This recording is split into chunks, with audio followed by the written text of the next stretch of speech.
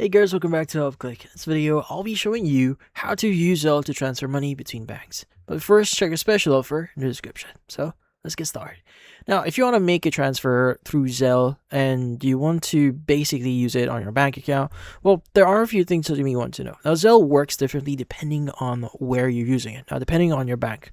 Now, if your bank supports Zelle, typically you just need to open up the banking app for your bank and just provide your user ID and just log in. Now, as an example, this is for the Bank of America.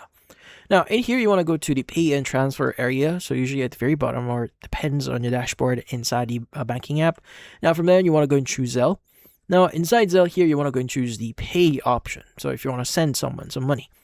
Now, from here, you want to go and either choose or existing, in this case, existing contact. If not, you can go and choose the add new option or add new person or company. Now from here, just enter the necessary details like their info, mobile number, first name, last name, and nickname, and click on next. Now, once you've done that, you just need to click on the add recipient option. Now, once you've done that, you want to go and select the recipient here on the next page. And on the next page, you want to go confirm a few things. Now, first, go and just provide the details like where you are or where the funds are coming from. So go and choose the appropriate checking account or savings account, and also the amount, and also some necessary details that you may need to fill out. But once you've done that, you could go and just click on the next button. Now, from then, you can go and choose your payment date. So if you want to send this tomorrow or the following days, you go and choose that one. Click on save.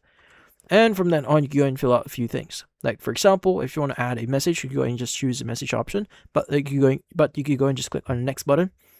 Now, from here, you want to go and just click on done. So if it requires you to fill out certain details, go and just fill that out. Click on done. Now, in the next page, that should basically schedule your payment or process your payment immediately. And that's about it. So if you found this video helpful, hit the like and subscribe button and watch our next video.